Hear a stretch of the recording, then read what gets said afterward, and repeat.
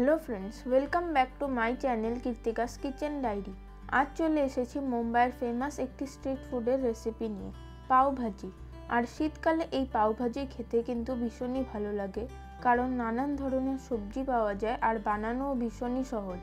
আর আমার এই রেসিপিটি ভালো লেগে থাকলে অবশ্যই লাইক, কমেন্ট ও শেয়ার করে আমার চ্যানেলটিকেও সাবস্ক্রাইব করে দেবেন। তাহলে চলুন দেখে নেওয়া যাক আমার আজকের এই মুম্বাইয়ের ফেমাস স্ট্রিট ফুড পাও ভাজির রেসিপিটি।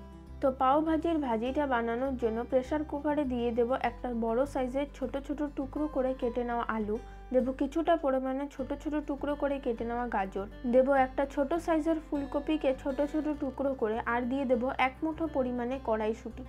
এবার এর মধ্যে দিয়ে দেব হাফ চা চামচ পরিমাণে নুন, দেব 1/4 চা চামচ পরিমাণে হলুদ গুঁড়ো, 1 চা চামচ পরিমাণে পাওভাজি মশলা আর 1 টেবিল চামচ পরিমাণে বাটার। এবারে পরিমাণ মতো জল দিয়ে এটাকে আমি 3 থেকে 4টে হুইসেল দিয়ে ভালোভাবে সেদ্ধ করে নেব। তারপর 3 থেকে 4টে হুইসেল দিয়ে সবজিগুলোকে ভালো করে সেদ্ধ করে নেওয়ার পর সবজিগুলোকে আমি একটা ম্যাশার দিয়ে ম্যাশ করে নেব।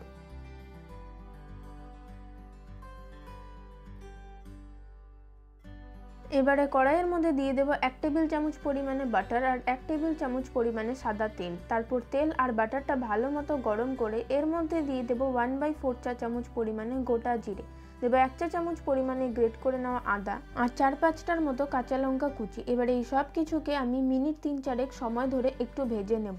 3-4 মিনিট সময় ধরে একটু ভেজে নেওয়ার পর এর মধ্যে দিয়ে দেব ছোট ছোট টুকরো করে কেটে নেওয়া একটা ক্যাপসিকাম। এবারে ক্যাপসিকামটাকে আমি কিছুক্ষণ সময় ধরে একটু ভেজে নেব। এরই মধ্যে দিয়ে দেব স্বাদ মতো নুন আর 1/4 চা চামচ পরিমাণে হলুদ গুঁড়ো। এবার এটাকে 5-7 সেকেন্ডের জন্য একটু নাড়াচাড়া করে দিয়ে দেব 1 টেবিল চামচ পরিমাণে ধনে গুঁড়ো, দেব 1 টেবিল চামচ পরিমাণে লঙ্কা গুঁড়ো, দেব সামান্য একটু হিং আর দিয়ে দেব 1 টেবিল চামচ পরিমাণে পাওভাজি মশলা। এবারে সমস্ত কিছুকে আমি 6 থেকে 7 মিনিটের জন্য একটু ভেজে নেব। 6 থেকে 7 মিনিট ধরে মশলাটাকে ভেজে নেওয়ার পর এর মধ্যে একটা মিডিয়াম সাইজের টমেটোকে মিক্সিতে পেস্ট করে দিয়ে দেব। তারপর আবারও কিছুক্ষণ সময় নিয়ে মশলাটাকে ভালোভাবে কষিয়ে নেব। কিছুক্ষণ সময় ধরে পুরো মশলাটাকে ভালোভাবে কষিয়ে নেওয়ার পর এর মধ্যে সেদ্ধ করে ম্যাশ করে নেওয়া সবজিটাকে দিয়ে দেব। আর যেই প্রেসার কুকারটার মধ্যে আমি সবজিগুলোকে সেদ্ধ করেছিলাম সেটার জলটাও এর মধ্যে দিয়ে দেব। এবার সব কিছুকে খুব ভালো করে মিশিয়ে এটাকে আমি ভালো মতো একটু ফুটতে দেব।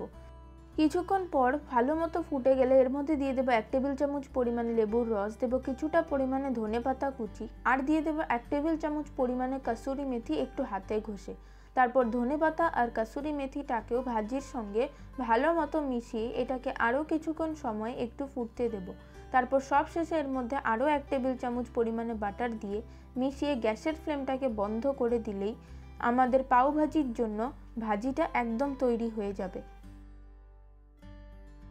এবারে পাউটাকে টোস্ট করার জন্য নর্মাল রুটি শাকার তাওয়াতে দিয়ে দেব 1 টেবিল চামচ পরিমাণে বাটার, দেব 1/4 চা চামচ পরিমাণে পাওভাজি মশলা আর দিয়ে দেব সামান্য একটু ধনেপাতা কুচি। তারপর বাটারটা ভালো মতো গরম হয়ে গেলে এর মধ্যে যে পাও বানগুলো পাওয়া যায় সেগুলোকে মাঝখান থেকে কেটে হালকা করে একটু টোস্ট করে নেব।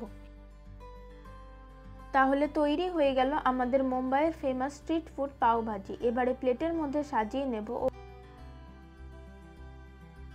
উপর থেকে দিয়ে দেবে একটু বাটার আর সাথে দিয়ে দেব স্লাইস করে কেটে নেওয়া শসা। রেসিপিটা কেমন লাগলো অবশ্যই কমেন্ট করে জানাবেন। যদি ভালো লেগে থাকে তাহলে অবশ্যই একটি লাইক ও শেয়ার করে, আপনারা যদি আমার এই রেসিপিটা ফেসবুক বা ইনস্টাগ্রাম থেকে দেখে থাকেন তাহলে অবশ্যই পেজটিকে ফলো করে দেবেন।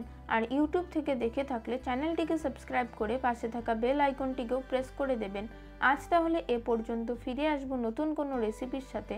সকলে খুব ভালো থাকবেন, সুস্থ থাকবেন। ধন্যবাদ।